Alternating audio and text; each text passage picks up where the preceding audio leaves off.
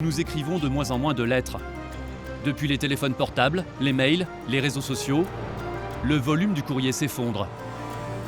Du coup, nous achetons moins de timbres et pour la Poste, c'est autant d'argent qui n'entre plus dans les caisses. Et puis surtout, la Poste a perdu son monopole. Elle n'est plus seule aujourd'hui à pouvoir transporter courriers et colis. Depuis 2011, elle doit affronter de nouveaux concurrents comme DHL ou FedEx. Des sociétés privées, habituées à la compétition et diablement efficaces. C'est pour toutes ces raisons qu'au final, la Poste s'est lancée dans un grand plan de restructuration. Mais ça ne se fait pas sans casse sociale, car la première conséquence, c'est la baisse des effectifs. En 2010, 11 700 agents en moins. 4 800 suppressions de postes en 2012. Et la baisse se poursuit. Près de 4 500 postes en moins encore en 2013. Au total, plus de 20 000 emplois sur 200 000 en seulement 3 ans. Conséquence, beaucoup de salariés estiment que leur charge de travail s'est alourdie, alors que les salaires, eux, n'ont pas changé. Et cela provoque quelques remous. Ce matin, devant le bureau de poste du 10e arrondissement de Paris, celui d'Isabelle, quelques salariés font le piquet de grève. On vient d'annoncer 32 suppressions d'emplois dans ce bureau, qui en compte 200. Pour eux, cela signifie que les cadences de travail vont à nouveau augmenter. C'est la 5e réorganisation en 10 ans dans ce bureau. Et pour ces agents, c'est celle de trop. Quand j'ai connu ce bureau, il y aurait été plus de 500. Et aujourd'hui, on est à moins de 200.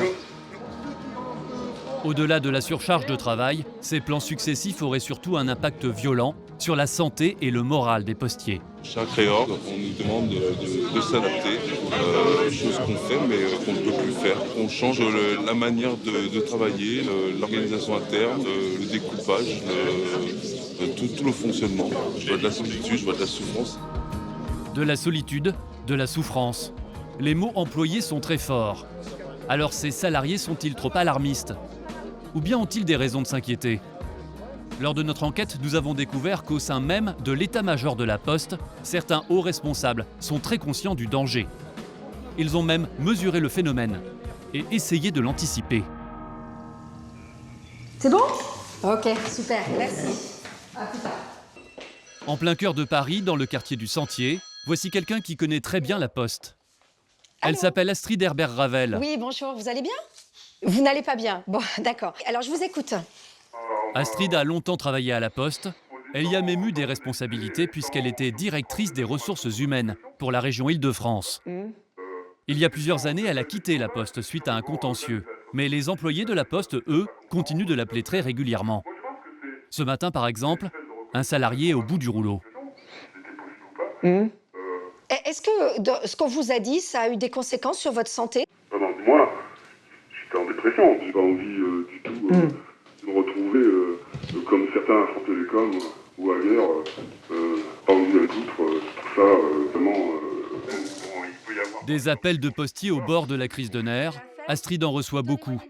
Elle estime aujourd'hui que les restructurations à la Poste ont des conséquences beaucoup plus graves qu'on ne le croit. Vous voyez des gens qui m'envoient des courriers recommandés avec leur dossier complet. Certains salariés ont adressé des courriers à toutes les instances dirigeantes et même directement au président de la société. Il en a reçu plein parce que tout le monde écrivait. Monsieur le Président, ce courrier est un appel au secours. Mon épouse... Cette lettre écrite par le mari d'une employée de la Poste explique que celle-ci vit un calvaire dans son environnement de travail et qu'elle est en dépression sévère. Son moral est au plus bas et je crains qu'elle n'en vienne au pire. Selon Astrid, aujourd'hui, la Poste n'a pas mesuré l'ampleur du traitement de choc que subissent les salariés. C'est ce que montrerait un document interne qu'elle s'est procuré. Il s'agit d'un fascicule de travail daté de 2012, intitulé « La conduite du changement » et destiné aux managers de la Poste. Dans ce document figure une courbe qui décrit par quelles étapes est censé passer un salarié lorsqu'il subit une décision douloureuse de ses supérieurs. Ce qui est prévu, c'est que le salarié encaisse d'abord un choc, puis qu'il passe par des phases de frustration et de dépression. Mais selon la courbe, le salarié devrait ensuite retrouver le moral et finir par accepter la décision de sa hiérarchie. Le problème, c'est que selon Astrid, ce schéma est trop optimiste. Certains salariés n'auraient jamais dépassé le stade dépression. Elle l'a vérifié en recoupant les bilans officiels de la Poste, avec plusieurs expertises. Enfin, Vous avez combien de pages de documents au total? Sur les expertises, à raison de 200 pages en moyenne par expertise, j'en ai des dizaines et des dizaines, j'ai plus de 5000 pages. Et elle a découvert certains chiffres inquiétants. Ce tableau, par exemple, recense les arrêts maladie de plus de 3 mois. Entre 2005 et 2012, à la Poste, leur nombre a explosé. Plus de 70% d'augmentation. Le signe d'un vrai malaise qui frapperait toute la société. Moi, ces chiffres, je ne les ai pas inventés.